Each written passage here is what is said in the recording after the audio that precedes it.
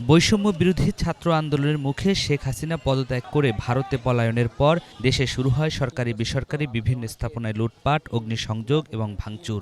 দেশের বিভিন্ন থানায় অস্ত্র লুট করে নেয় দুর্বৃত্তরা। স্বৈরাচার হটানোয় দেশব্যাপী বিজয় উল্লাসের মাঝে পুরো বাংলাদেশ সাক্ষী হয় আরেক ভয়াবহ অভিজ্ঞতার। রাজধানীর মিরপুর মডেল থানায় গিয়ে দেখা যায়, যে দোতলা ভবনটি থেকে শহরের মানুষদের নিরাপত্তা নিশ্চিত করা হতো তা এখন ধ্বংসস্তূপে পরিণত হয়েছে। পুরো থানা আগুনে পুড়ে গেছে, ছাই হয়ে গিয়েছে বিভিন্ন আসবাবপত্র ও থানার সামনে থাকা কয়েকটি গাড়ি। কোনো কিছু আর অবশিষ্ট নেই। অস্ত্র ফেলে জীবন নিয়ে পালাতে বাধ্য হন পুলিশ সদস্যরা।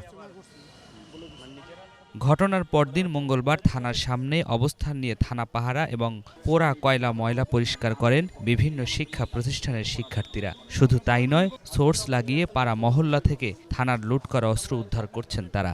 পরে সেগুলো সেনাবাহিনীর হাতে তুলে দেন শিক্ষার্থীরা। এই অস্ত্রগুলো বিভিন্ন মানুষের কাছে চলে গেছে। কালকে থেকে আমরা এই কাজটা শুরু করছি, অস্ত্রগুলো উদ্ধার করা। কালকে থেকে আজকে পর্যন্ত, এখন পর্যন্ত এই একটা বাদে আমরা এখন পর্যন্ত 9টা অস্ত্র উদ্ধার করে সেনাবাহিনীর কাছে জমা দিছি। 1200+ বুলেট জমা দিছি।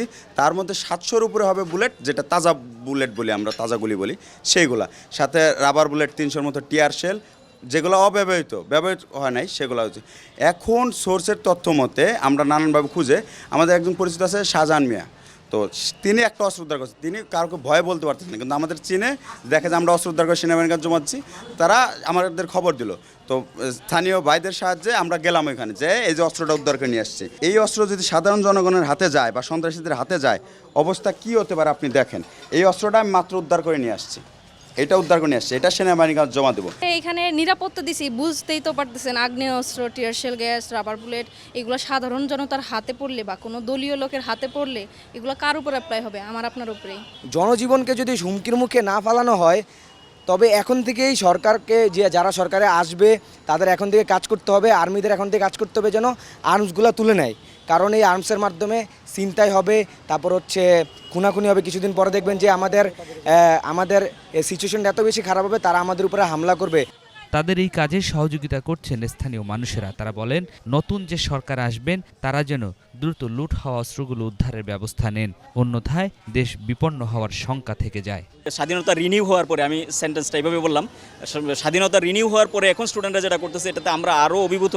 যেটা মানুষ মনে করেছিল যে আসলে এই জেনারেশন দিয়ে কিছু হবে না, কিন্তু তারা আসলে প্রুভ করে দিয়েছে যে ভাই, আপনারা যারা প্রবীণ আছেন ভুল বুঝতেছেন, এই জেনারেশন দ্বারা অনেক কিছু সম্ভব, এটা প্রুভ করে ফেলছে। কারো যদি বাইকের প্রয়োজন পড়তেছে, আমরা তাদেরকে বাইক দেওয়া সহায়তা করতেছি অস্ত্র উদ্ধারের জন্য। আমাদের জায়গা থেকে যতটুকু সম্ভব ছিল ততটুকু সহায়তা আমরা তাদেরকে করেছি। এই যদি এগুলো কোনো সন্ত্রাসীর হাতে পড়ে যায়, তাহলে তো দেশ আবার অস্থিরতা শুরু হবে, দেশে একটা অরাজকতা অবস্থা তৈরি হবে।